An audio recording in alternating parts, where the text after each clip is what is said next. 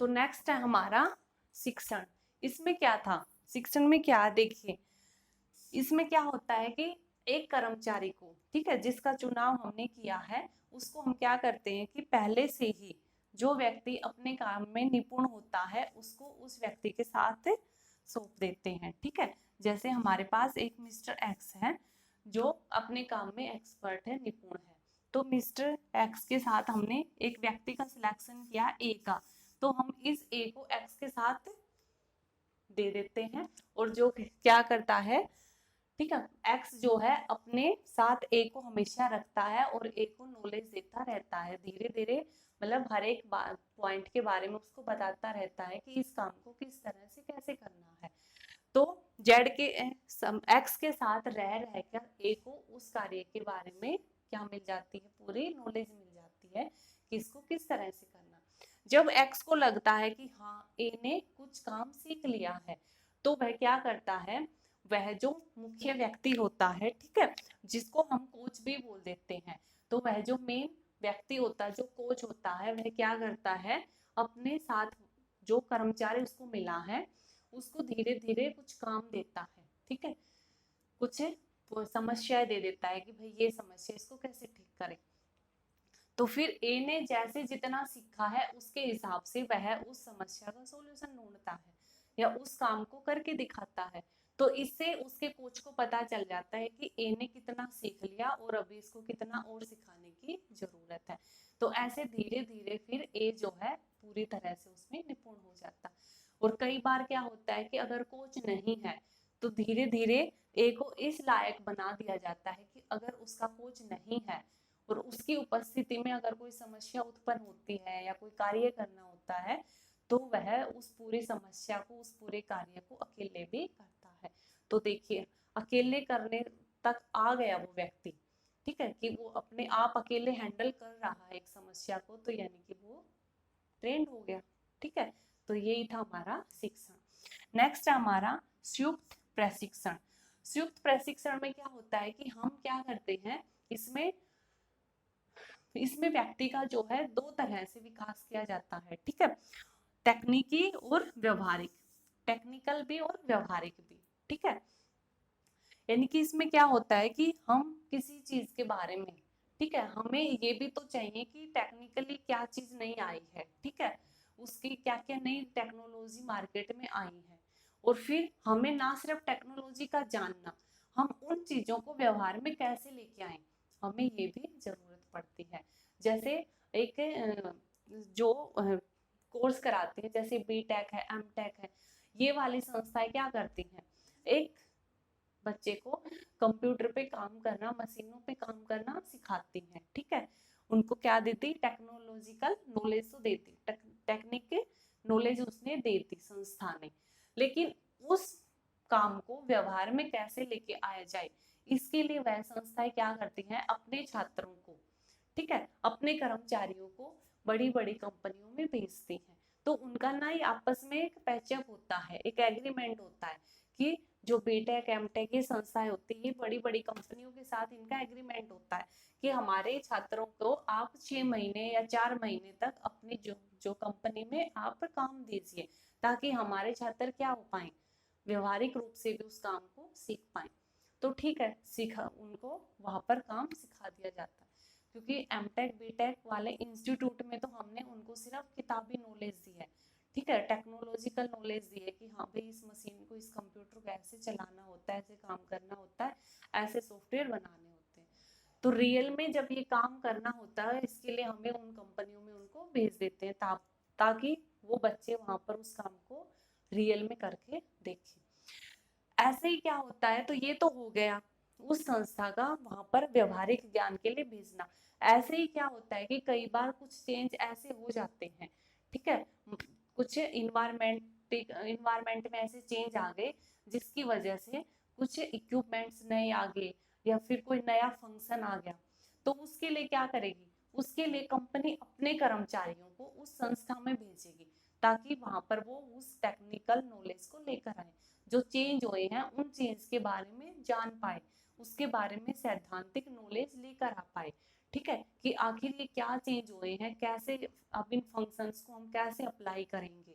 तो देखिए, उधर जो इंस्टीट्यूट थे वो अपने छात्रों को कंपनी में भेज रहे ताकि अप्लाई करके काम सीख पाए, और उधर अगर कुछ ऐसे चेंज हो जाते हैं, ठीक है, इन्वायरमेंट की वजह से टेक्नोलॉजी में कुछ और चेंज हो जाते हैं, कुछ नए फंक्शन आ जाते हैं, तो फिर कंपनी अपने कर्मचारियों को संस्था में भेजेगी कि आप वहां पर जाके इन पॉइंटों की, इन चेंज की सैद्धांतिक नॉलेज लेकर आओगे। तो यहाँ पर हो गया ना संयुक्त प्रशिक्षण। ठीक है, कि संस्था कभी कंपनी में भेजती है, ठीक है, कोई कंपनी कभी किसी जो है शिक्षण संस्थान में अपने कर्मचारियों को भेजती है, और कभी शिक्षण संस्थान अपने विद्यार्थियों को, अपने छात्रों को कंपनी में भेजते हैं। तो ऐसे चलता रहता है। उसके बाद है पद बदली। पद पद बदली यानी कि पोस्ट का एक्सचेंज कर देना। जैसे हमने किसी व्यक्ति को अगर 4-5 कार्यों में निपुण बनाना है, तो हम क्या करेंगे, उसको एक पोस्ट पर लगा दिया, ठीक है, उसके बाद हम क्या करेंगे, जब उसको उस पोस्ट की, उस कार्य की पूरी नॉलेज हो जाती है, तो हम उसको दूसरे कार्य पर बदल देते हैं। जब उसको उस दूसरे कार्य की भी पूरी नॉलेज हो जाती है, तो हम तीसरे, यानी कि ऐसे उसको एक पद से दूसरे पद पर लगातार बदलते रहते हैं। फिर जैसे ही हमने उसको एक पद पर लगाया, उसको अपने आसपास के अपने कार्य की नॉलेज हो गई, तो उस कार्य में वो हो गए निपुण। उसके बाद उसको दूसरा काम दे दो, फिर उसमें भी इस तरह से धीरे धीरे वह कई कार्यों में निपुण हो जाता। तो ये था कार्य पर प्रशिक्षण। अब हमारा कार्य से परे प्रशिक्षण। ठीक है, तो ये कार्य से परे क्या है वो हम कर चुके हैं। अब है हमारा इसके अंदर कौन कौन से मेथड्स आएंगे। जैसे फर्स्ट हमारा क्लासरूम लेक्चर, कक्षा व्याख्यान या सम्मेलन।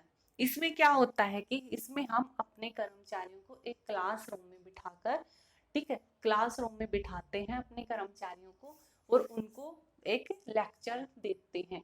ठीक है, यानी कि बाहर से किसी व्यक्ति को बुलाया जाता है जो उस कार्य में निपुण होता है, और उस व्यक्ति के द्वारा उस कक्षा में एक लेक्चर दिया जाता है उस काम से जुड़ा हुआ। ठीक है, उस लेक्चर में वह सारे पॉइंट बताता है कि यह काम किस तरह का है, इसको कैसे किया जा सकता है, ठीक है, और अच्छी प्रकार से हम कैसे इस काम को करें, जल्दी से किस तरह से करें।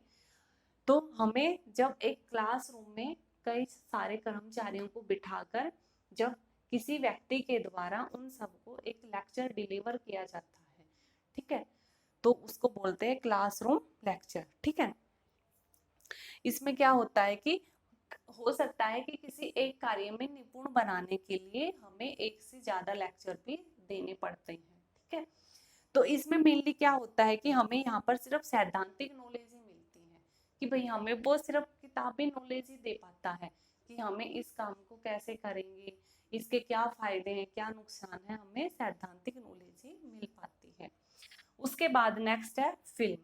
फिल्म में क्या हो गया कि हम अपने कर्मचारियों को एक फिल्म दिखाते हैं, ठीक है, अब उस कार्य से जुड़ी हुई, कि भाई हमें इस कार्य को कैसे करना है, देखिए हमने इसके ऊपर एक फिल्म बनाई है, आप फिल्म में देखिए। जैसे कई बार नहीं हो पाता कि हम उन कर्मचारियों को उन मशीनों के ऊपर ले जाके काम सिखाएं, ठीक है, क्योंकि हो सकता है वो मशीनें बहुत महंगी हो, अगर थोड़ा सा भी कुछ टूट फूट या गड़बड़ हो गई तो मुश्किल हो जाती है। ठीक है, तो जहाँ पर खर्चीला होता है वहां पे हम उनको एक फिल्म बना के दिखा देते हैं कि पहले आप पूरी बारीकी से यहाँ देखिए इस फिल्म में कि कब कहाँ पे कौन सा बटन दबाना है, कब कहाँ पे मशीन को कैसे ऑपरेट करना है।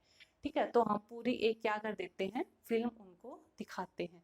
उसके बाद है नेक्स्ट केस स्टडी मेथड। इसमें क्या होता है, केस स्टडी मेथड में समस्या पद्धति। ठीक है, यानी कि हम क्या करते हैं कि अपने जो कर्मचारी हैं जिनको प्रशिक्षित करना है, हम उनको एक समस्या दे देते हैं, ठीक है, एक केस दे देते हैं कि भाई आपको, जैसे प्रबंधकों के लिए मेन होती है कि हमने उन प्रबंधकों को, ठीक है, कोई समस्या दे दी कि भाई ऐसे ऐसे जो है 2-4 कर्मचारियों का आपस में झगड़ा चल रहा है, या संस्था में हड़ताल चलती है, या फिर मशीनों की कमी है और हमें जल्दी से जो है प्रोडक्ट बना के मार्केट में भेजना। यानी कि हम जो है एक समस्या दे देते हैं। ठीक है, अगर छोटे लेवल का कर्मचारी है तो उसको कोई वैसी समस्या दे दी कि भाई आपको जो है एक दिन में इतने प्रोडक्ट बना के तैयार करने हैं, तो आप कैसे करोगे। तो इस तरह की उनको एक वास्तविक समस्या बता दी। अब उस समस्या के ऊपर जैसे हर एक कर्मचारी को हमने बता दिया, तो हर एक कर्मचारी देखिए उस, हमें भी पता है कि एक प्रॉब्लम को सोल्व कैसे किया जाए। अगर हम एक प्रॉब्लम बताएं और उसका सोल्व करने के तरीके 10 व्यक्तियों से पूछेंगे तो 10 के अलग अलग आंसर होंगे। तो ऐसे ही इसमें होता केस स्टडी में कि हमने उन अपने कर्मचारियों को एक केस दे दिया और फिर हम उनसे पूछेंगे कि हाँ बताइए आप इस सिचुएशन में आप क्या करोगे, दूसरे से पूछेंगे कि आप क्या करोगे। तो ऐसे उन सब कर्मचारियों के हमें पॉइंट मिलेंगे, ठीक है, और हर एक कर्मचारी अपनी बात को सही साबित करने की कोशिश करेगा। तो ऐसे उनका क्या होगा, विकास होगा, ठीक है। हर एक अपने काम को सही साबित करने की कोशिश करेगा, ठीक है। हर एक दूसरे व्यक्ति से अपने काम को अच्छा बनाने की कोशिश करता रहेगा कि मैं इसको और अच्छे से कैसे सोल्व करूं, मैं इस काम को और अच्छे से कैसे करूं।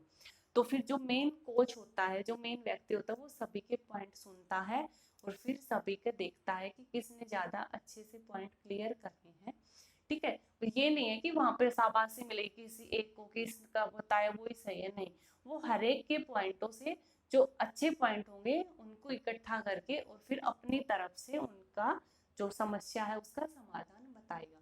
तो इससे क्या फायदा होता है कि कर्मचारियों का भी खुद का दिमाग यूज होता है, वह उस समस्या को अपने ऊपर लेकर खुद अपने आप से दिमाग लगाने की कोशिश करते हैं, ठीक है। यानी कि वो करके सीखते हैं, वो पहले करते हैं कि अगर हम ऐसे करेंगे तो ऐसे करेंगे, तो इनकी उन्होंने अपना पूरा डेडिकेशन के साथ उस चीज को सोल्व करने की कोशिश करी, ठीक है।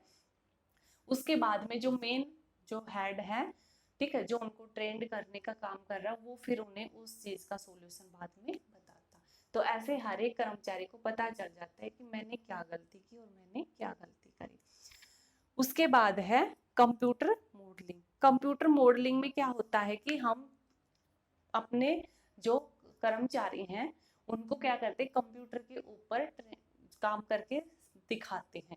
यानी कि वही कि हम उनको वास्तव में अगर किसी कार्य की ट्रेनिंग वास्तव में नहीं दे पाते हैं, ऐसा पॉसिबल नहीं है, तो हम उनको उस कंप्यूटर के ऊपर उनको करके दिखाते हैं उस काम को।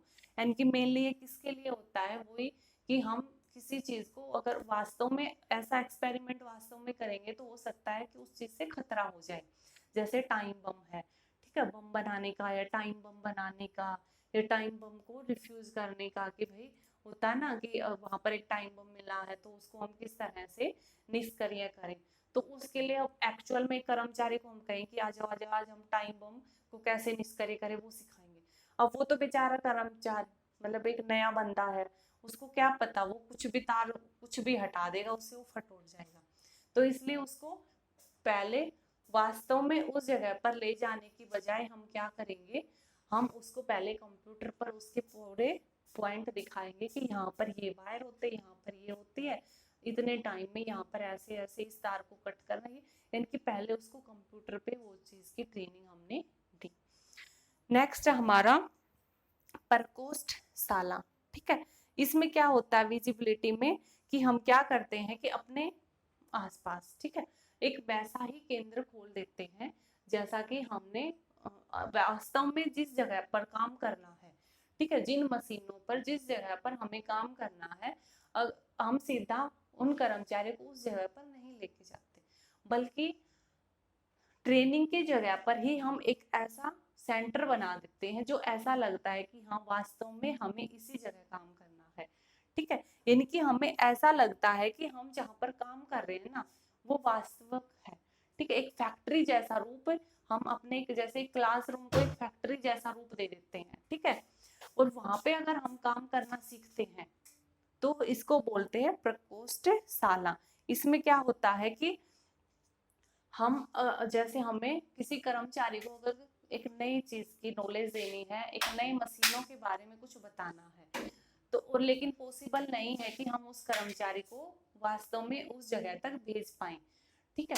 तो हम क्या करते हैं कि उस जगह की जैसी ही चीजों को हम अपने वहां पर सेटअप करते हैं, ठीक है, एक जो है सेंटर बनाते हैं और वहां पर उन कर्मचारियों को ये फील कराया जाता है जैसे वह वास्तव में उसी जगह पर काम करते हैं और फिर उन्हें निपुण बना दिया जाता है और फिर उनको एक्चुअल जगह पर भेज दिया जाता है।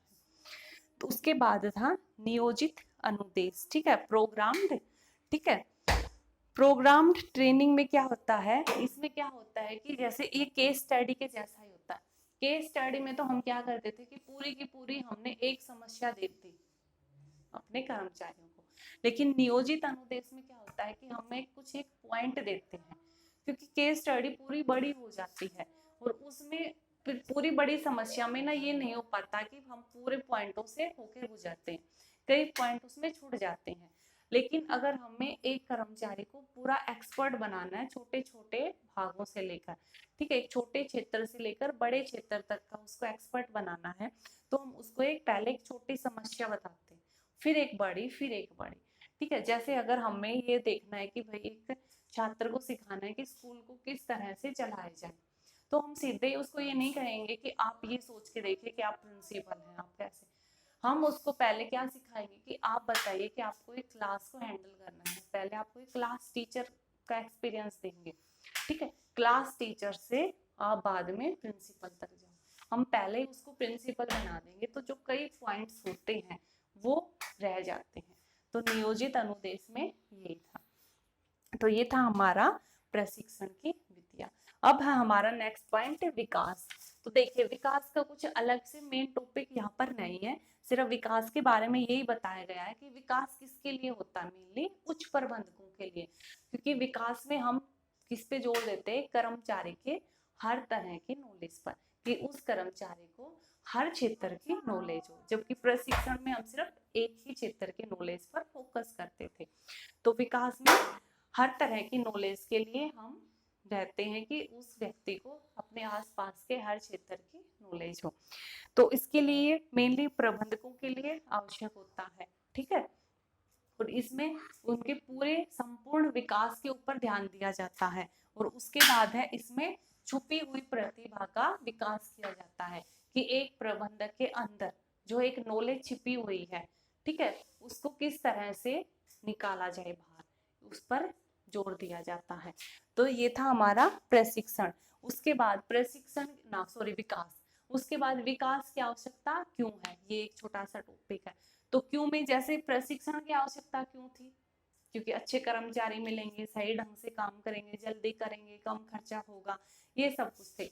वैसे ही विकास की, इनकी विकास करेंगे, हमारे पास ऐसे व्यक्ति ज्यादा होंगे जो हर क्षेत्र में निपुण होंगे, तो हर क्षेत्र में निपुण होंगे तो कल को अगर कोई समस्या क्रिएट होती है तो वह जल्दी से फैसला ले पाएंगे, निर्णय पर पहुंच पाएंगे, सही निर्णय ले पाएंगे, अपने साथ के कर्मचारियों से वह अच्छी प्रकार से कार्य करवा पाएंगे, ठीक है। और वह जो क्या है, अगर उनको वक्त आने पर कोई काम सौंप दिया जाता है जिम्मेदारी का, ठीक है, कोई जिम्मेदारी का काम सौंप दिया जाएगा तो वह उस काम को अच्छी प्रकार से कर पाएंगे, क्योंकि अब उन्हें हर तरह की नॉलेज हो गई है। तो ये था विकास का छोटा सा पॉइंट। मेन चैप्टर हमारा ये प्रशिक्षण का ही था। मेनली क्वेश्चन में अगर पेपर में आएगा तो आपके आते हैं प्रशिक्षण की विधियां या मेथड्स। तो ये था हमारा 6.4 टॉपिक। उम्मीद आपको समझ आ गया।